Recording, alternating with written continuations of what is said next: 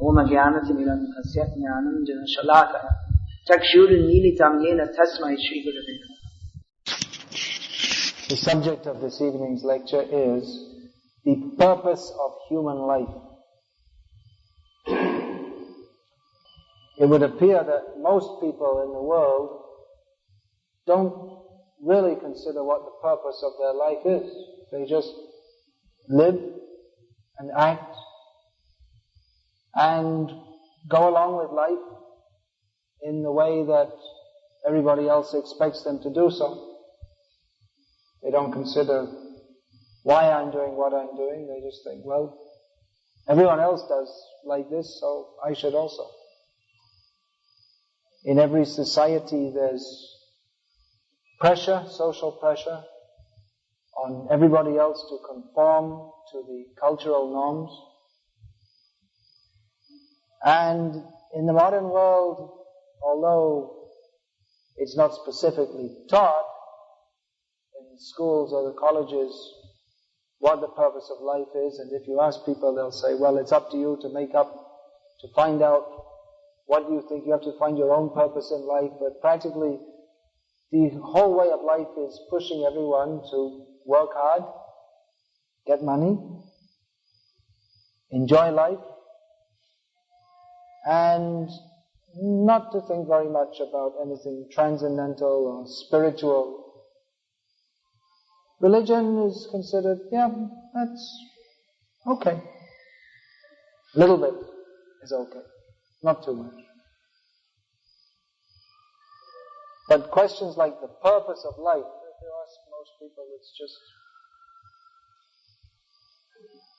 it's maybe too big a question for them to, in small-mindedness, to even think of.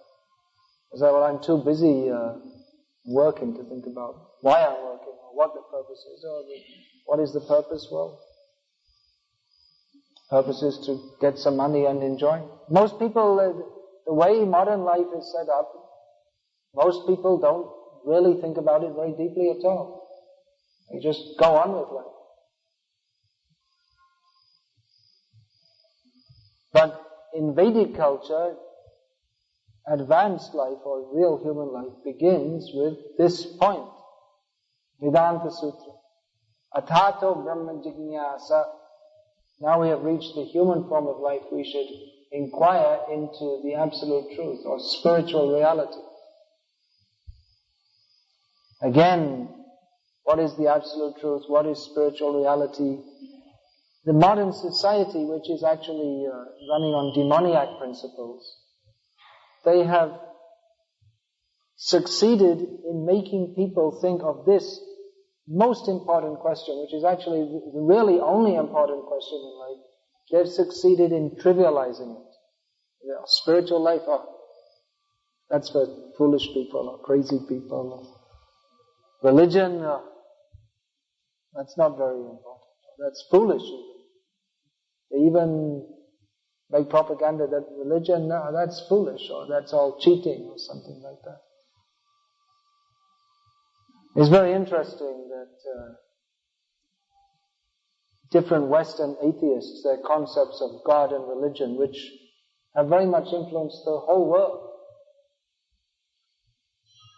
Of course, Darwin was very influential. Indirectly, I mean, he didn't directly say there's no God or any such thing, but he just came up. He had a good imagination. Very good imagination. You know, if it had come maybe a little bit more than 100 years later, he could have been a good movie director or something like that. Could have made up some good storylines for films. So you know the story, he saw some big turtles and he thought, well, they must have evolved. So he had a good imagination. He didn't directly say there's no God or no purpose in life, but his theory implied that everything has simply come about by chance. Chance means there's no God. There's no controller. This is a demoniac theory that is described by Krishna in Bhagavad Gita. Pravriting Chandra, No, what is that verse? Jagadahur anishwaram asatyam apratishtam te jagadahur anishwaram. Those who are demoniac say that there is no God, there is no controller, there's no absolute truth, there's no actual basis of anything. Everything just is. It just is. You don't have to inquire into the basis of everything because it just is. Sometimes we ask people that if you give them the philosophical question, then why does everything exist? And they'll just say, well, it just is, as if that's a profound answer. It's not very intelligent. It's not even very scientific. Just like if you ask that, why does rain fall from the sky? It just does. You can go in your science exam and say that, well, so many questions are there. How do crystals form? And you can answer, they just do. It's true, but you won't pass your exam. You're supposed to go deeper than that. So if you say, well, how does the world exist? Well, it just does. It's not very intelligent, not very deep. So Darwin, he had this idea, it was actually atheistic and demoniac idea, that everything just came by chance, it just did. One thing evolved into something else, it just did. Just by chance. Saying by chance actually means not giving any reason at all. You can also say that. How do crystals form in a saturated solution? By chance. Zero marks. You're supposed to give a better answer than that. So Darwin had his imaginative theory. We can credit him with good imagination. Freud, his explanation of religion, he's also very, very creative imagination. Sigmund Freud. He said that, originally man must have been hunting in tribes, right? Isn't that right? According to Darwin's theory, man should have been hunting in tribes. Of course, we don't accept this garbage idea. I'm just saying what Freud said, just to show you what nonsense it is.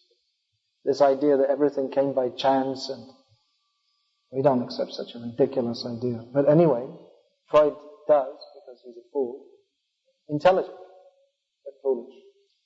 So, he said originally man must have been hunting in tribes. And then the leader of the tribe would have been he would have controlled all the women, and he'd be the strongest man. So he had many sons, and they were all envious of him because he was controlling everyone else, and they were afraid of him. So that has remained in our consciousness. Nowadays you would say in our genetic code, so that we think of God as the Father who we fear, because in Christianity that's how they think of God. Our Father who art in heaven, hallowed be thy name. Please don't send us to hell. Because that's how Christian preaching goes on. You have to fear God. Otherwise, God will burn you in hell forever if you don't become a Christian. So this was his analysis of why people believe in God. Of course, it would only be good for Christians because we have Hindu or Vedic concepts of God which are completely different. So, but of course, I guess he thought that European man is more evolved than Indian man. So he gave an explanation of why European men believe in God. So you can see what a silly idea it is. In the beginning, there's absolutely no evidence whatsoever that man has evolved from monkeys. It's just it's a theory which people are attached to as a kind of dogma. And then to build another theory on top of that and to say that, you see, because people have a psychological weakness, they believe in God.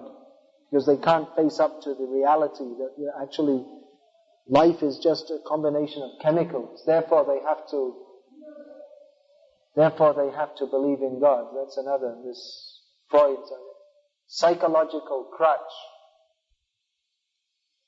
But again, they're saying reality means that life has simply evolved from chemicals. Therefore life is simply dependent upon chemicals. But it's also, there's no evidence whatsoever. And rather, if we examine reality, we can see that actually life is a principle that we place much more emphasis on than we do chemicals. You see so many Americans got killed in the World Trade Center and Pentagon attacks. But in the schools they're teaching that the body is simply composed of chemicals. So then why are they so upset? There were some chemicals and they formed into a body, and then some of them were in the World Trade Center, and then some other chemicals in the form of an airplane came, and there was a chemical transformation. Chemical transformation means the body turned into smoke. It's another chemical transformation. If we hear that some chemical factory blew up and so many chemicals got destroyed, what should we do? Should we have a memorial service? Oh, poor chemicals.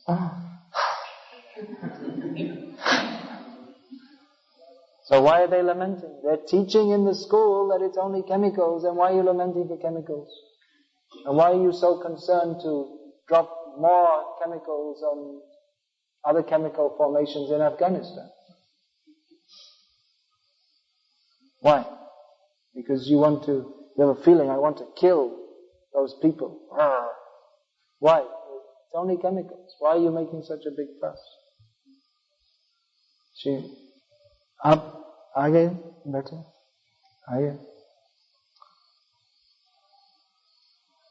So this modern atheistic civilization in which they're saying that, don't think too much about the purpose of life. They don't say that, but it's basically implied in modern civilization that, don't think too much. Think, yes, you think. You can think how to make computer programs and engineering projects, that kind of thinking. But philosophical thinking, it's practically taboo. It's not taught in the schools. Even there's a philosophical department in the university which practically no one attends because you don't get any money out of philosophy, and the purpose of life is to make money.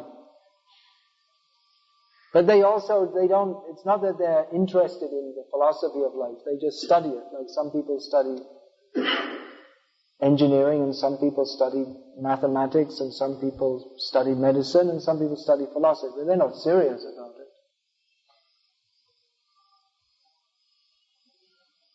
In the Krishna conscious movement, we have a completely different outlook.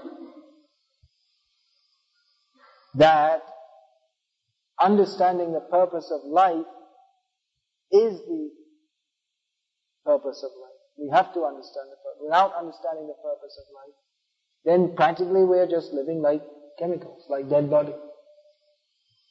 But we're not, we're more. We have emotions, we have feelings, we have ambitions, we have desires.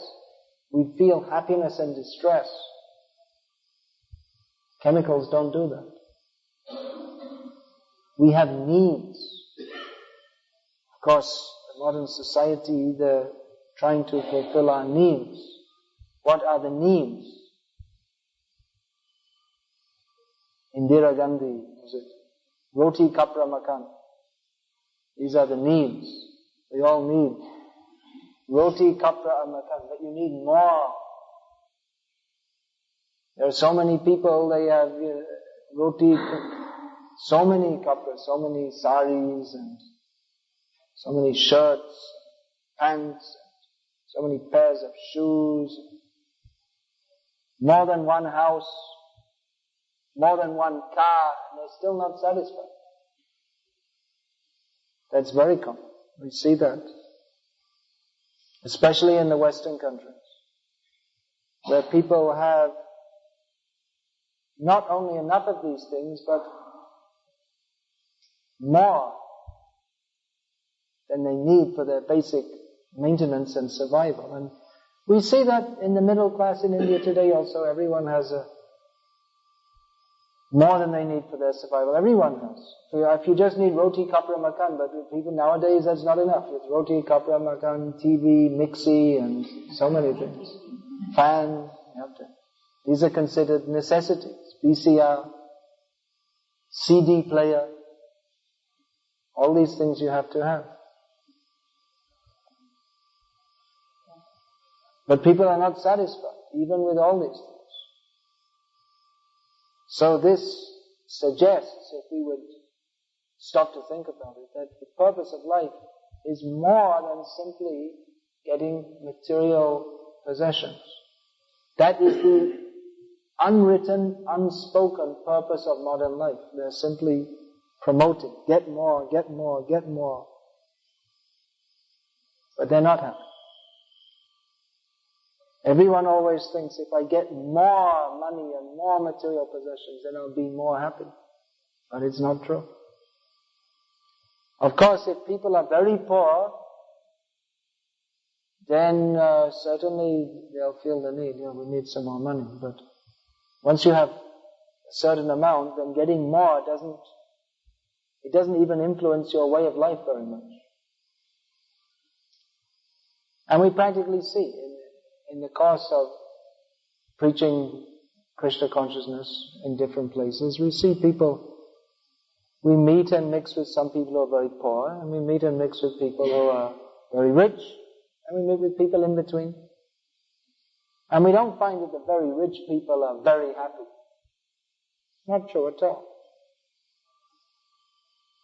They're usually very proud, but they're not very happy. So, Krishna Conscious Movement wants to inform everybody what actually everybody knows in their subconsciousness.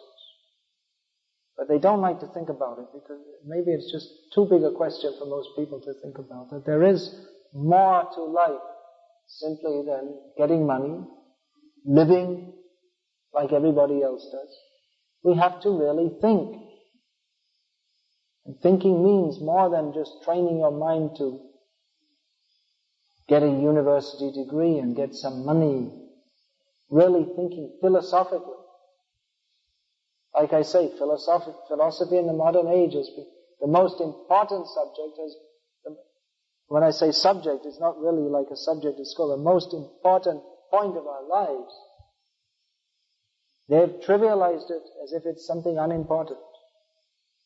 They'll say a cricket match is very important, or a beauty show is very important, or an election is very important. But to consider what is the purpose of life,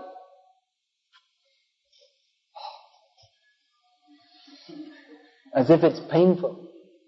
People don't want to think about it. But we should consider. We should consider. Who are we? Where did we come from? Where are we going? In modern society, people are very much under what is called the bodily concept of life. They're thinking, I am the body. If we ask, who am I? They'll say, well, I'm a university student. Well, how long are you going to be a university student? For another 2 years. And then you're going to be something else? Yeah, then I'll get a job. But then who are you? These are various conditions of life that you go through, but who are you? If you say, I'm a university student, that's not your permanent identity. Or you could say, well, I'm an Indian, that's my permanent identity. But that's also not permanent. Because you have to leave the body. After you leave the body, then you won't be Indian anymore. That body won't be there anymore. So who are you? What is the purpose of life? Where did you come from? You say, well, I don't exactly remember, but I guess I came from my mother's womb. Most people do. So we're told. But then, where were you before that? You continue to live. From the books of spiritual knowledge, we get the information that we continue to live after the body ceases to exist. And that we did exist before the body came into existence, present body came into existence. That is why in any language of the world, when someone dies, they say, he has gone away. Why is that? If it was only in one language, or two languages, you could say it's just some kind of linguistic device, some kind of idiom. But in every language of the world, for someone, when they die, they say he has gone away. Every language in the world. Of course, there are some languages in Africa where they only have 300 words.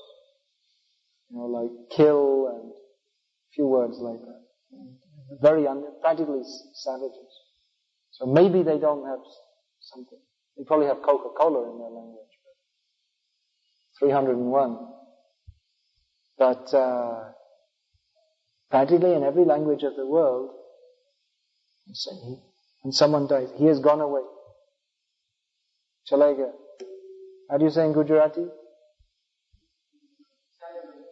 Chalagu.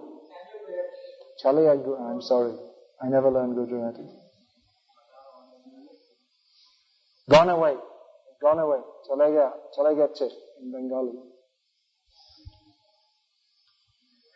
Then who or what has gone away? And then why are you lamenting? You say, oh, my father died. It's only chemicals.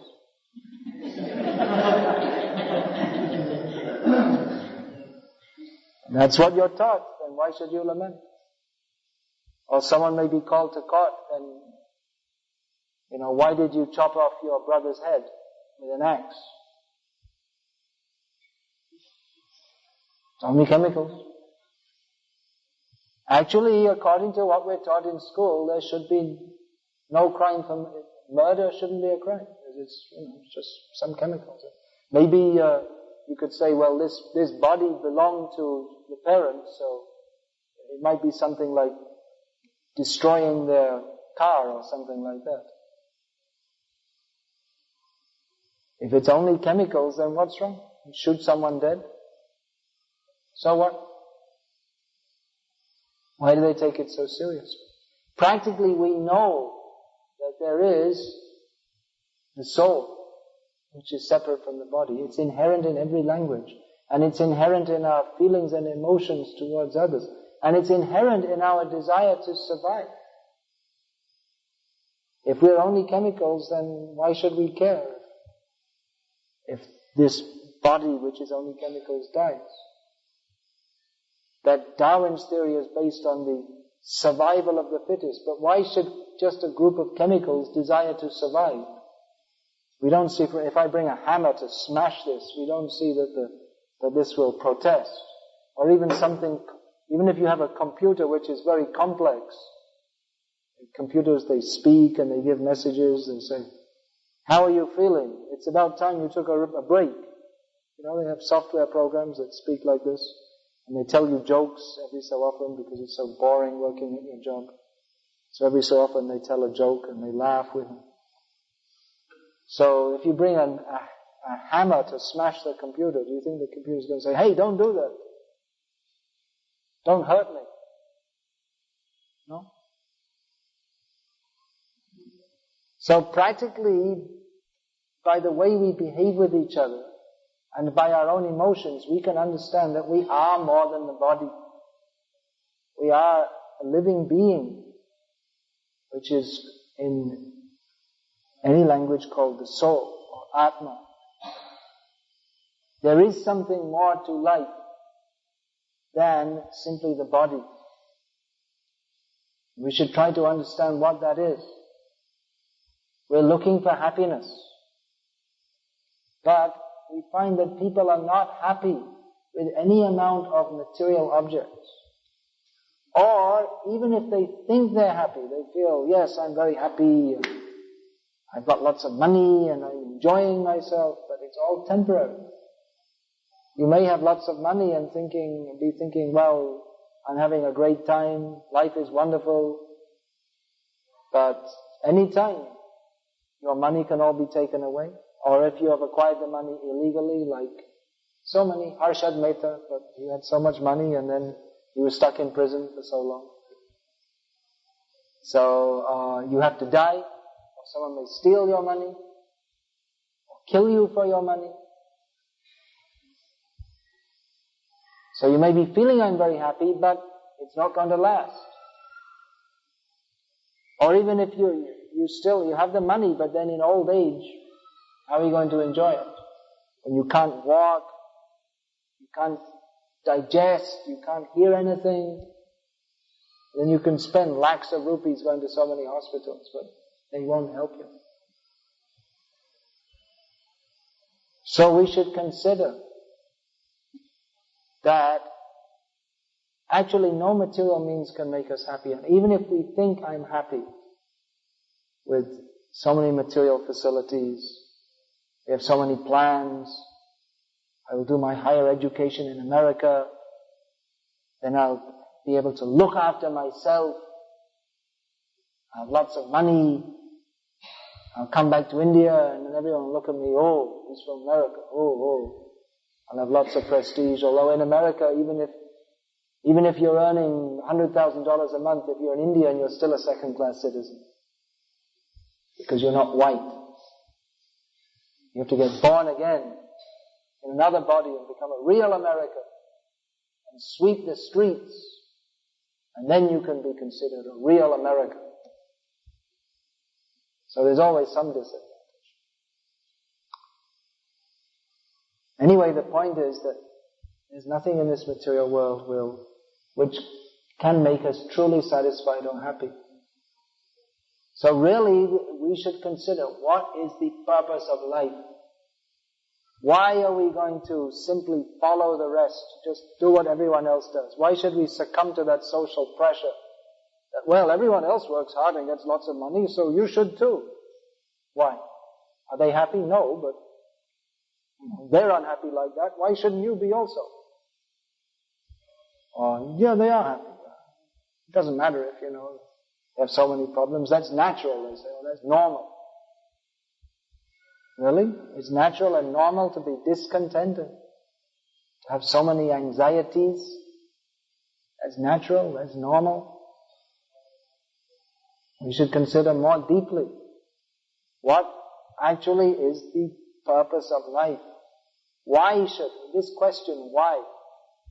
So many things, they'll teach in the school that what date there's some, in history they'll teach you so many dates and general knowledge you're supposed to learn who the latest Miss World is, and you have to learn who the top batsman in the world is, and all these things you have to learn. So many useless things.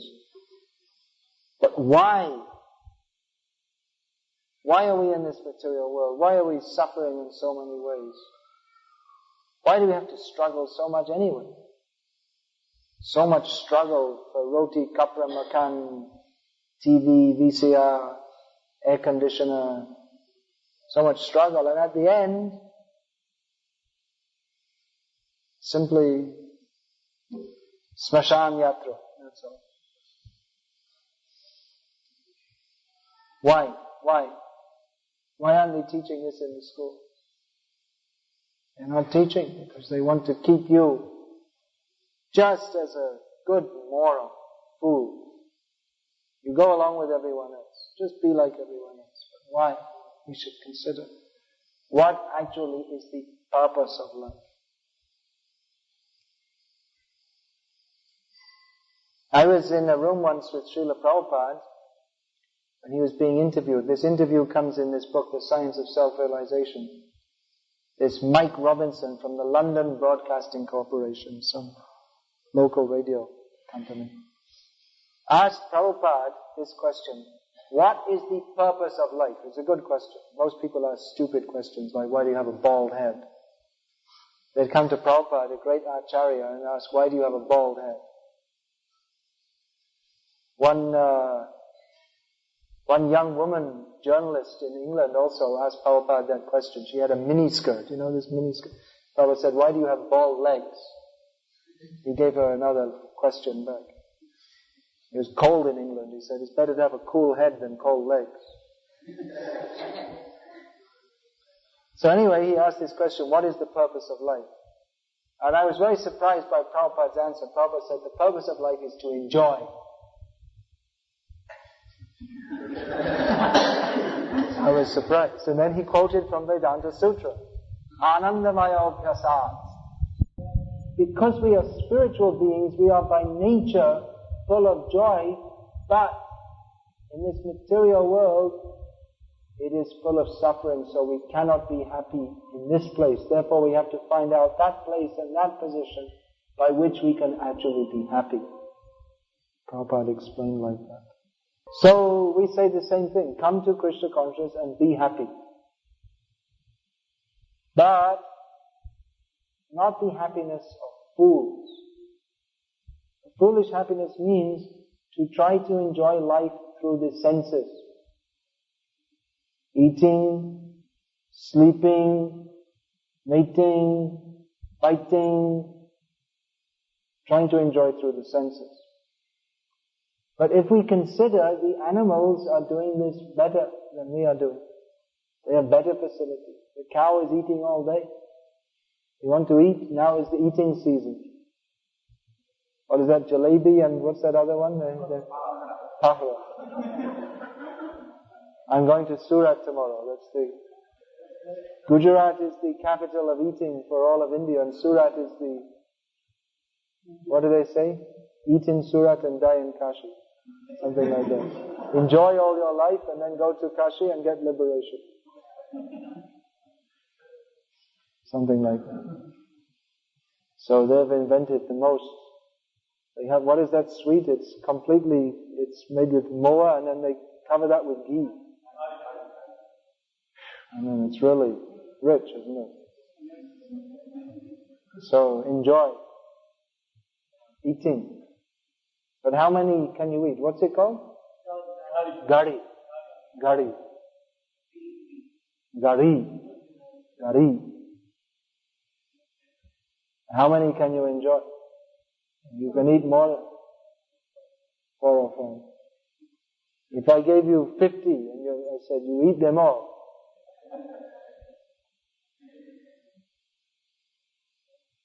by the time you got up to 15 or so, would it be enjoyable to eat?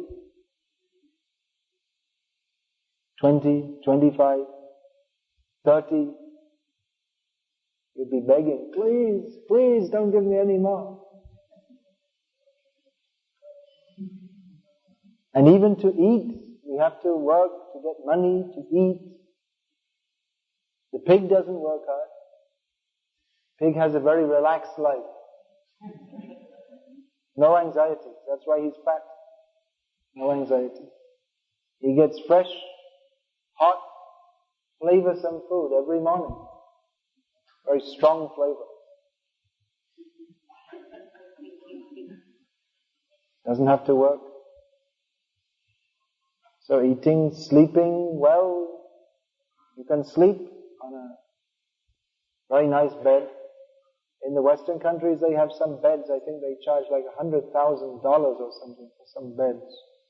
They're like, I don't know what, something kind of scientifically controlled, so it's the right temperature, so many things, I don't know. Some kind of cheating. People have too much money, some people, they don't know what to do with it. But when you're asleep, dogs asleep, it's the same sleeping. It's the same sensation. Or lack of sensation. So, how are you more advanced than the dog in sleeping? How are you more advanced than the pig in eating? And as far as sex life is concerned, well, that also, every species of life, it's there. So, human life is meant for more than simply trying to get sense gratification, which is available in every species of life. We may think I'm eating very nice food, but the pig is also enjoying what he considers to be very nice food. We don't think his food is very nice, But he thinks it's nice. And even if we think, let me enjoy, we have limited capacity to do so. And to enjoy, we have to accept so much suffering, just like I'm saying. You have to get some money. To get money, you have to work hard. And then even people who have money, they're not happy. So, anyone who is somewhat introspective, which again the modern society does not encourage introspection. It simply encourages dance like a fool. So if we're at all introspective, then we must think that there must be more to life than simply eating, working, getting money. This is intelligence. Things like this. This is actual intelligence. As long as we're not thinking about this, we're not actually intelligent. So real intelligence begins atato brahma jidnyasa, in the language of the Vedas. Now we should inquire into the absolute truth. We should at least inquire into this question, who really am I? We should find that out. Again, if we say, well, I'm Indian. Well, how long are you Indian for? Only the body is Indian. Are you the body or are you something else? With a little bit of analysis, we can understand it. I'm not the body. I'm more than the body. The body is only chemicals, but I'm a conscious being. I have emotions, feelings, needs, desires, ambitions, hopes. This is more than any combination of chemicals can have. So we can understand that we are living beings separate from the body. We are spirit, soul. So we should pursue that how can I actually be happy? As long as I'm thinking I'm this body, then we're in a mistaken situation. It's a mistake. And we see that the whole modern civilization is based on this mistake, and therefore despite their much lauded progress, they praise themselves. You see, we have so much progress. We're so wonderful. We sent men to the moon, and so many wonderful things we have done for the benefit of the whole humankind. But people are miserable. If we actually look around and see what is the fact, people are miserable. They're leading a miserable life. People are not at all contented or satisfied or simply going on with life. Leading a very foolish life. Are not at all happy. So modern society is going on under what in Bhagavad Gita is described as the mode of passion or Rajagun. Rajagun and Tamagun, which do not foster inquiry into the purpose of life.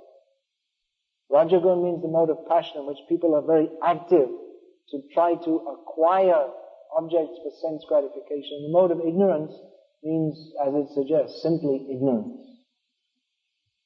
Simply ignorant of any purpose of life. So Bhagavad Gita recommends that we come to Sattvagun, or the platform of goodness, in which Sattvat Sanjayate Jnanam, in the mode of goodness, actual knowledge develops.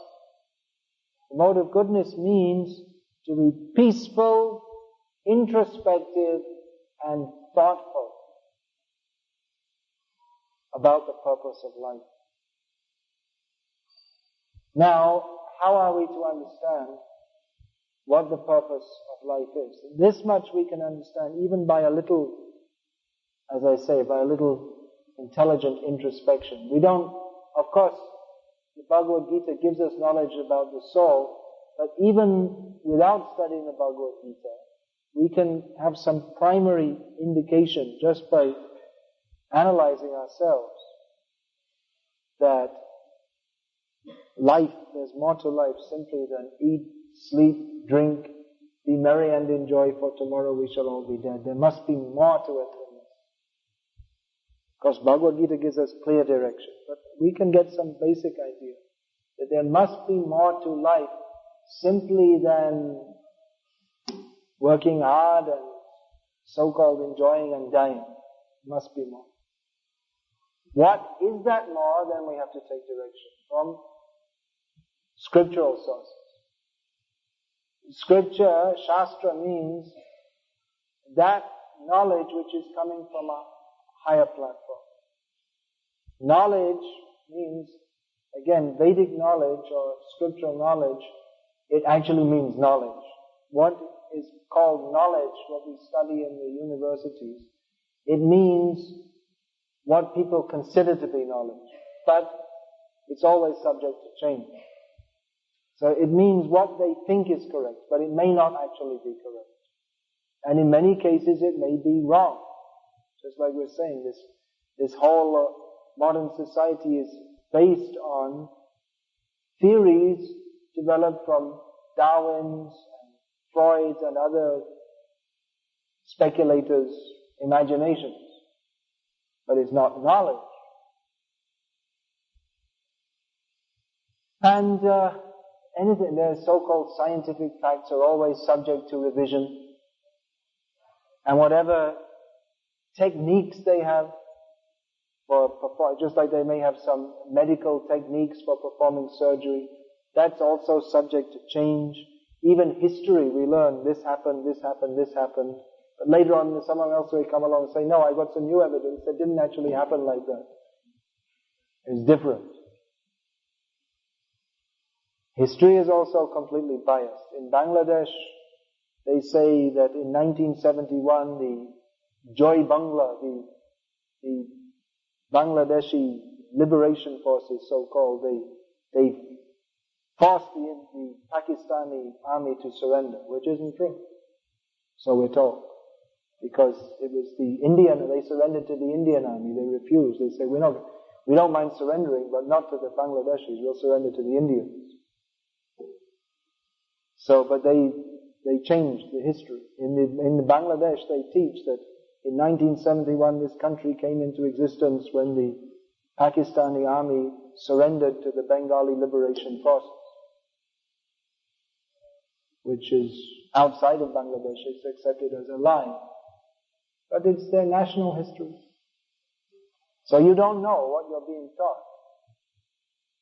In the history, in the geography, anything. Whether it's actually true or not. But Vedic knowledge means that which is not subject to human prejudice or human mistakes or cheating or imperfection. Vedic knowledge means that which is actually knowledge. Vedic knowledge means it is knowledge. Whereas what we are told is knowledge in this material world, it means what some people think is right. And other people may think it's wrong. No one can actually say. Because on the material platform we cannot get perfect knowledge. But perfect knowledge is given in Shastra. That we have to accept as an axiom. Otherwise we can't go higher. You may say, well, why should I accept that as perfect knowledge? But actually we have to if we want to acquire spiritual knowledge. First of all, if we want to approach it in a logical manner, we can understand that there must be some kind of purpose to life. People say there's no purpose to life, but there must be some purpose. Even logically we can understand there's so much order in the universe. What are we studying? We're studying different fields of knowledge in schools and universities. That means there's order. There can't be any subject unless there's order within the universe. So, if there's order, there must be some purpose. Any machine that's invented, it has some purpose, isn't it? If you get some machine, and there are so many wheels moving, and pulleys, and maybe some transistors, and this and that, and someone comes and says, oh, what's that machine you invented? You say, well, you give it some name, it's I don't know. Think up some name. It's a new machine. Okay, what does it do? What is its purpose? It doesn't do anything. It's just a machine, that's all. You see, you switch the button, and then all the wheels start moving, and then the doors open and close, and the lights start flashing. It's a new machine. I invented it. But what does it do? It doesn't do anything. That's all. Just the wheels move and the lights flash and the doors open and close and it's a new machine. I invented it.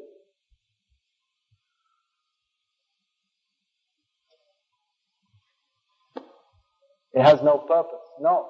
Everything is invented. It has some purpose. See, this is designed like this. Lota is designed like this, so you can drink water out of it. This book stand is designed like this, so you can put a book on it. The table is designed like it has a specific purpose. Everywhere we see purpose. So to say there is no purpose in existence is foolish. Everything we see that has any design or intelligence, any order, means it has a purpose. If we see the whole universe is so ordered, the study of science is only to study the order within the universe. And if we say there's no ultimate purpose, then that is foolishness. Questions will come afterwards. Questions afterwards. So if we say that we see so much order and ultimately we say there's no purpose, then that is simply foolishness. Maybe we can't understand what the purpose is. But that's why we have to go to a higher source. Just like if you see some machine and you don't understand what the purpose is, then you have to ask someone who knows. It may be beyond your ability to understand. If it's a very sophisticated machine, it may be beyond your purpose, it may be beyond your level of education to understand actually what it does. If you see some device, for instance, in a chemical factory, you may not understand exactly what it's doing because it's a whole complex science, and to understand what's going on, you'd have to be educated in chemical engineering to understand. But then you don't say, well, I don't understand, therefore it's all meaningless. Because I don't understand, therefore no one understands. That's actually the underlying presumption in modern so-called intellectual circles. We cannot understand the purpose of life, therefore there is no purpose of life. It's foolishness to think like that. Because we can't find out the purpose of life simply by studying by our scientific process, therefore we conclude that there is no purpose of life. That is foolishness. That is foolish pride. That I won't admit that there's any higher purpose because I can't understand it. That is foolish pride. So logically we can accept that there must be a purpose of life. And then when we find out that we can't find it out simply by our own endeavor, when we consider that after all, we are very tiny living beings in a very vast universe and we can't simply understand everything by our own endeavor, then becoming a little humble, we may accept spiritual knowledge from a higher source. That is called scripture. Now, undoubtedly, there are, and there will be many people misrepresenting spiritual knowledge. There are many cheaters in the names of gurus and fakirs and some priests and purohits and so on. But that doesn't mean that because of that all religion is simply cheating. Just like there may be some doctors who are quacks, as we say. You know that word quack? It means someone he has no training as a doctor, but he says, I'm a doctor, here, do this. But he's not actually trained. And you find out after some time, he's a cheater. He's presenting himself as a doctor, but actually doesn't know what he's doing. He's cheating. When you find that all his patients are dying, then maybe check, is he really a doctor? So in the same way, there may be many cheaters in the name of spiritual life or spiritual teachers, but that doesn't mean that because of that there's no religion, there's no purpose to life. Rather, one has to look and see, is there a bona fide science of spiritual knowledge? And actually there is. we can confidently say that there is a bona fide science of spiritual knowledge which teaches us what is the purpose of life. We see the vast and complex universe. We see ourselves as tiny living beings within it. We want to know, who are we? What are we doing here? What is the purpose of life? We can take direction from higher sources who know. That particularly is Bhagavad Gita, which teaches us, Krishna in Bhagavad Gita teaches us from the very beginning.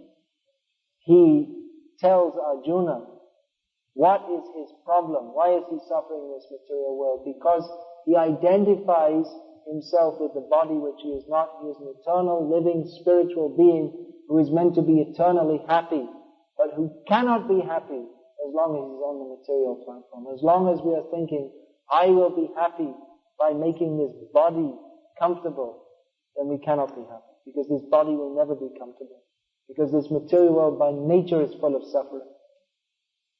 This Krishna points out in Bhagavad Gita. It's not actually so difficult to understand. It doesn't require very deep mystical intelligence to understand that this material world is full of suffering. Everything is temporary here. There's no actual happiness. Everyone is struggling. But that there is happiness. But for that we have to come to the spiritual dimension. We have to understand I'm not the body is temporary, but I am eternal. Therefore I have to come to the eternal platform. I have to act on the eternal platform. Then I can get free from material concepts. I can get free from material existence. I can go to the spiritual world. That also Krishna describes in Bhagavad Gita. So the purpose of life is to be happy, but not as a fool, because actually a fool's happiness is no real happiness. Just like you see a madman. He may seem very happy, but it's deranged happiness. He may be stuck in a mental hospital for his foolishness, and he may be thinking, I'm very happy, I'm very happy. But it's perverted, mentally distraught kind of happiness. There's one story, it's a joke, it may be true, that Pandit Nehru, he went to visit a mental hospital. So, one of the people in there, they asked him, who are you? He said, well, actually, I'm Pandit Nehru, I'm the Prime Minister of India. He said, don't say that. I said that and they put me inside here.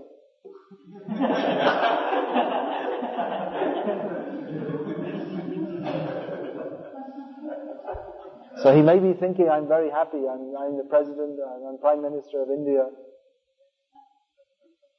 But because he's claiming to be something he's not, he's subject to a condition which he doesn't like, namely being stuck in the mental hospital. So that is our position. We're claiming to be something that we are not. This is all Krishna explains in Bhagavad Gita. That we are claiming that, yes, Ishvaraham aham bhogi, I am the controller, I don't need any God, I'm the enjoyer. So we come to the mental hospital. This is a big open mental hospital called the material world. And sometimes we are claiming, I am Indra, king of heaven. Sometimes I'm claiming, I'm a young, progressive, ambitious, Gujarati student. I'm going to go to America, and if Bin Laden doesn't send his planes and blow me up, I'll earn lots of money there.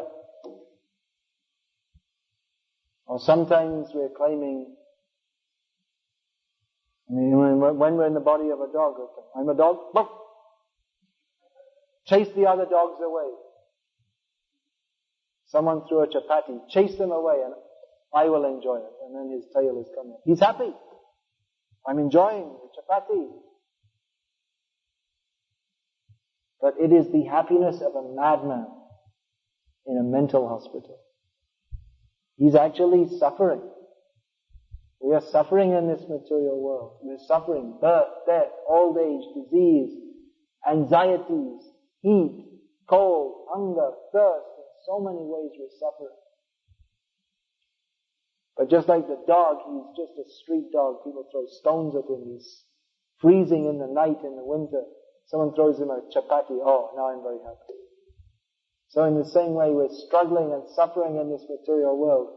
And we get a little money. Oh, I'm very happy. And then again, Maya is beating us. So Krishna is pointing out, and it's not difficult to understand. Everyone can understand. Actually, there's no happiness in this material world, in this material existence. But there is happiness. You have to know where to find it. That is the purpose of life. To come to our natural position. And even in this material world, we said that actually the highest happiness is when you give yourself to others and don't expect anything. Of course, in modern life, that's not very much promoted. Modern life is, they're promoting a very selfish concept of life. Just live for yourself. Do everything for yourself. That's very much apparent in the Western countries. Still in India, there's some kind of family life. In the Western countries, it's every man for himself and every woman for herself also. There's no family life. But actually, we learn from Gita and from the Vedic literatures that real happiness, the happiness that we're looking for, comes from giving ourselves to Krishna, who is the reservoir of all happiness. We have this word God in English, God. It's a Vedic term. Krishna is the name of God. And Krishna is more than what is generally considered God. When we say God, we think, well, some maybe person or thing or power. Or we pray to and we get more money. Something like that. Or when we're feeling too much anxiety, then we think about God and then we feel peaceful. Krishna is the supreme controller. He is God. But the function of God is not simply as a cosmic dispenser. You want money? Okay. Need good health? Okay. This one's sinful? Smash him on the head. God is more than that. God is our best friend. Suhridam sarva bhutanam, Krishna says in Bhagavad Gita. He is the best friend of everyone. Krishna is always happy. We don't see Krishna in anxiety, thinking how he's going to pay his taxes or any such thing. Krishna is always happy, and he wants everyone to be happy. He himself is the reservoir of all pleasure, spiritual pleasure. And through Bhagavad Gita, he's inviting everyone to come. Come, be happy with me. There are some conditions. The condition is we have to give up our own selfishness and our own diseased condition of thinking, Ishvaraham aham bhogi. I don't need any God. I myself am God. I'm the controller. I am happy. Then why should I bother with any God? Surrender is required. There is some initial condition that we have to give. We have to live on His terms. But then it's not like working under some dictator. Because after all, God is our best well-wisher, best friend. He has nothing to gain from us. Neither does He take pleasure in exploiting us. But simply He wishes the best for us. But we have to understand what that is. From Bhagavad Gita we understand that our real happiness is simply to accept Krishna and not to selfishly try to be happy in this material world. Not to try to be happy through the body, which is not possible anyway. But to understand Krishna to act for Krishna's pleasure. And if we act for Krishna's pleasure, then we ourselves automatically we become very happy. Not only do we become happy, but by acting for Krishna's pleasure, then we perform the highest welfare activities for all other living beings also.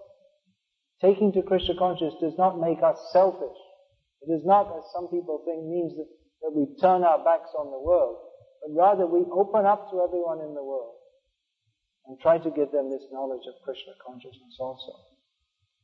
So, succinctly, the purpose of life, as understood from the Vedic literatures, which means knowledge from the higher source, from the highest source, from Krishna, from the source of everything. The purpose of life is to come to the platform of happiness that is eternal, that continues to exist even after the body falls down. To come to the platform where there is no repeated birth and death to suffer in this material world. To come to the platform of eternal, happy life with Krishna. This is the purpose of life, as given in Bhagavad Gita, as accepted by all great experts of spiritual knowledge. It's not that I'm just sitting here today and speaking extemporaneously whatever nonsense comes in my head, but rather what I'm speaking, that is the same